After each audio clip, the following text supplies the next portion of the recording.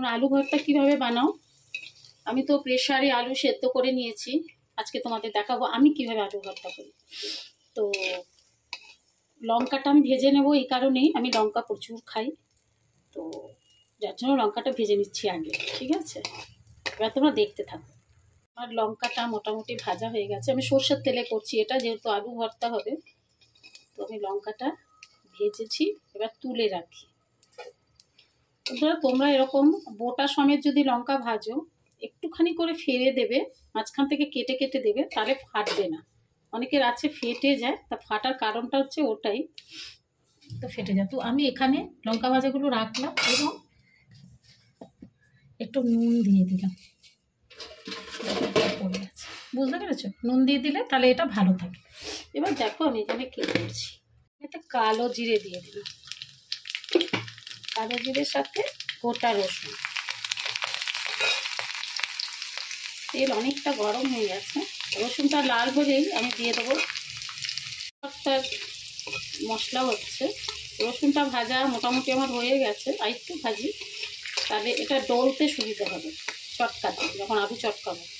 তারপরে আমি ধুয়ে রাখা পেঁয়াজ আর কাঁচা লঙ্কা, বললাম না যে যেমন ঝাল খাবে, কাঁচা লঙ্কাটা দেবো, দিলাম একটুখানি যাতে ভালো লাগে। এটা ভাজছি আমি এখন, পেঁয়াজ কাঁচা লঙ্কা রসুন ভাজা হচ্ছে। এতে একটু আদা কুড়ে দিচ্ছি, তোমাদের দেখাতে পারবো না, তার কারণ আদাটা আমাকে ঘিসতে হবে, তো এক হাতে ক্যামেরা আছে বলে তোমাদের দেখাতে পারবো না, তো দেখাচ্ছি দাঁড়াও। বন্ধুরা আদা কুচি নিশ্চয়ই তোমরা দেখতে পাচ্ছ। এটা ভাজা ভাজা হওয়া পর্যন্ত আমাকে নাড়িয়ে যেতে হবে। লঙ্কাটা কেন ভেজে নিয়েছি বলো তো বন্ধুরা? কারণ এই লঙ্কাটা আমি নিজে চটকে খাবো, আমার হাজব্যান্ডের লঙ্কা খায় না। আমি সামান্য একটু কাঁচা লঙ্কা এর মধ্যে দিয়েছি, তাও আর একটু রঙের জন্য একটু কাশ্মীরি মির্চি দিচ্ছি, লবণ দিয়ে দিচ্ছি। একবারে মশলাটা আমি করে রাখি, তারপর আলুটা একটু হলুদ দিয়ে দিচ্ছি। এবার আমি এটাকে নাড়ব, আমি টমেটো এতে দেবো না।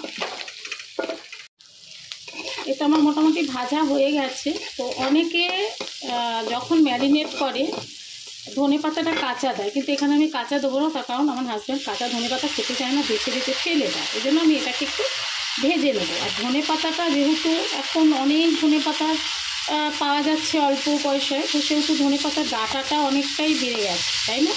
আগে যেমন ছোটো ছোটো ধনে পাতার গাছটা সমেত এখন পাওয়া যাচ্ছে, তো আমরা তো দোকানদারকে বলতে পারি না যে গাছটা কেটে দাও। তো ধনে পাতা তো ওভারঅল পা থেকে মাথা ভালোই লাগে, তো ধনে পাতার গাছের গোড়াটা ফেলে দিয়ে বাকিগুলো আর আমরা মেয়েরা রাঁধুনিরা ফেলতে চাই না, তাই না?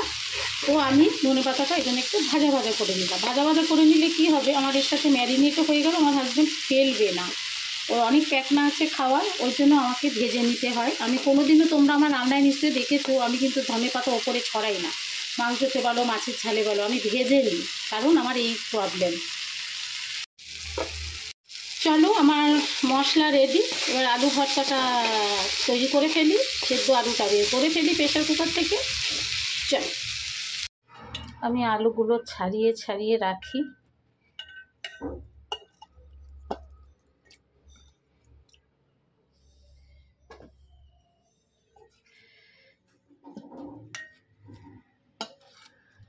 তোমাদের আজকে কার কি রান্না হলো প্লিজ জানাবে। আমার তো হয়েছে অনেক কিছু, তো আজকে শুধু আলু ভর্তাটা তোমাদের দেখাচ্ছি। আজকে আমার কষা চিকেন, ডাল আর আলু ভর্তা। এতে সব নুন টুন দেওয়া আছে, তো আমি এতে মাখিয়ে ফেলবো, তো দেখতে থাকো। নুন টুন দেওয়া আছে,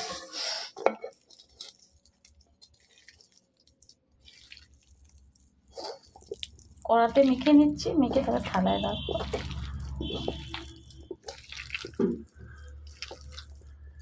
তোমরা কে কে পছন্দ করো এই আলু ভর্তাটা? লঙ্কাটা কিন্তু আমি পরে মাখবো, মানে অলরেডি এতে কাঁচা লঙ্কা আছে, আমি যখন খাবো তখন আমি লঙ্কা মাখবো, আমি লঙ্কা এর সাথে মাখবো না বন্ধুরা।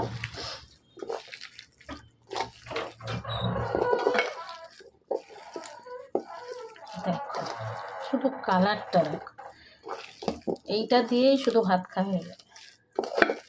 কিন্তু খেতো বাঙালি 3-4 রকম না হলে তো হয় না, তাই না বলো বন্ধুরা? আমার আলু ভর্তা রেডি। দেখেছো ধনেপাতাটা ভেজে দিয়েছি, কত সুন্দর লাগছে। টমেটো দিইনি, বাকি সব দিয়েছি। এই লঙ্কাটা আমি নিজে নিয়ে খাবো, মুখে যার যার ভাব তো ভালো লাগবে খেতে।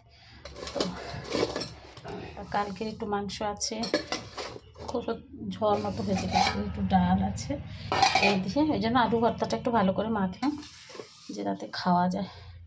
ঠিক আছে, চলো টাটা। আজকে লাঞ্চে আমার এই হবে, বেশি কিছু করিনি, তাই তোমাদের দেখালাম না। আলু ভর্তাটা একটু দেখালাম যে আমি এইভাবে করি, ভীষণ টেস্টি হয় খেতে, শুধু ভাত খাওয়া যাবে এই দিয়ে, ঘি দিয়ে গরম ভাতের সাথে। চলো টাটা, খুব সত্যি করেছে আমার। ঠিক আছে, রাখছি, হ্যাঁ।